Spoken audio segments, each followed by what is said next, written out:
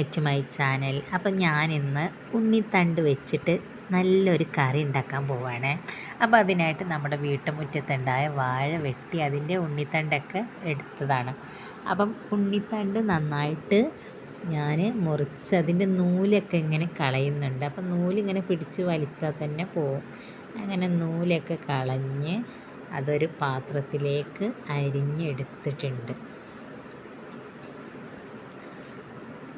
നല്ല ചെറിയ കഷ്ണങ്ങളാക്കി അരിഞ്ഞ് വെച്ചിരിക്കുകയാണ്. അതിലേക്ക് കുറച്ച് ചെറുപയർ കൂടി ഇട്ടിട്ടാണ് ഞാൻ കറി ഉണ്ടാക്കാൻ പോകുന്നത്. അപ്പം ചെറുപയറും ഉണ്ണിത്തണ്ടും കൂടി നല്ല ഫ്രഷായി കഴുകി നമ്മൾ കുക്കറിലേക്ക് ഇട്ട് കൊടുക്കുക ചെയ്യുന്നത്. അപ്പം ചെറുപയറിന് പകരം പരിപ്പ് വേണമെങ്കിലും ഇടാം. ഞാനിപ്പം പരിപ്പല്ല ചെറുപയറിലാണ് ഉണ്ടാക്കുന്നത്. അപ്പം അത് രണ്ടും കൂടി നന്നായി കഴുകി കുക്കറിലേക്കിട്ട് ഇത്തിരി വെള്ളവും ഒഴിച്ച്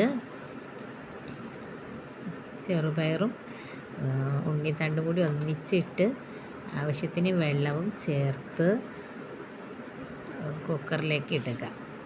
എന്നിട്ട് അതിലേക്ക് കുറച്ച് തക്കാളി, പച്ചമുളക്, സവാളയുടെ ഒരു പകുതി എല്ലാം കൂടി കുക്കറിലേക്ക് ഇട്ട് ഇത്തിരി മഞ്ഞൾപ്പൊടിയും കുറച്ച് മുളക് പൊടിയും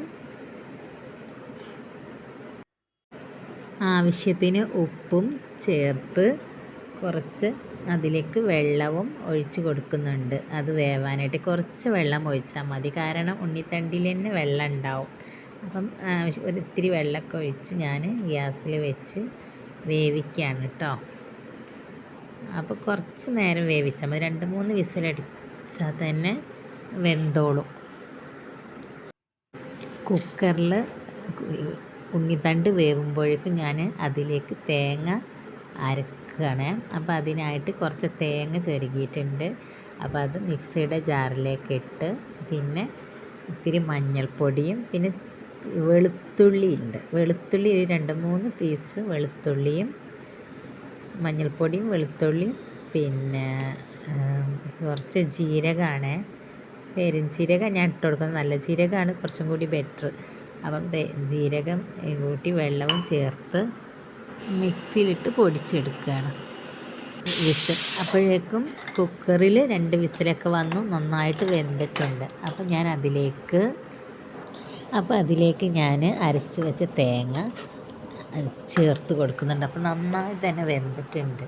അപ്പം ഇത്രയും നല്ല രീതിയിൽ വെന്തതിന് ശേഷം നമ്മൾ അരച്ച തേങ്ങ അതിലേക്ക് ചേർത്ത് ഒഴിച്ച് കൊടുത്ത് നന്നായിട്ട് കലക്കിയിട്ട് ഒന്നും കൂടി അത് വേവിക്കേണ്ടതുണ്ട്. നല്ല രീതിയിൽ തന്നെ കലക്കി ഒന്ന് വേവിച്ചിട്ട് നല്ല അടിപൊളിയായിട്ട് വെന്തിട്ടുണ്ട്. അപ്പം വളരെ പെട്ടെന്ന് നമുക്ക് തയ്യാറാക്കാൻ പറ്റിയ ഒരു ഐറ്റമാണ് ഈ ഉണ്ണിത്തണ്ട്. അപ്പം നമ്മുടെ ശരീരത്തിന് നല്ലതാണ് ഉണ്ണിത്തണ്ട്. പണ്ടുള്ള ആളുകളൊക്കെ ചെയ്യുന്നതാണ്, നമ്മളൊക്കെ ഇപ്പോൾ അങ്ങനെയൊന്നും ചെയ്യാറില്ല അധികം ആളുകളൊന്നും. അപ്പം നല്ലൊരു കറിയും കൂടിയാണിത്. അപ്പം നല്ലൊരു അടിപൊളി ഉണ്ണിത്തണ്ട് കറി ഇവിടെ റെഡി ആയിട്ടുണ്ട്. ഇനി അതിലേക്ക് നമ്മൾക്ക് കുറച്ച് കടുക് പൊട്ടിച്ചൊഴിക്കേണ്ടതുണ്ട്. അപ്പം ഞാൻ കടുക് പൊട്ടിച്ചൊഴിക്കാനായിട്ട് ഞാൻ നല്ല വെളിച്ചെണ്ണയാണ് ഒഴിക്കുന്നത്.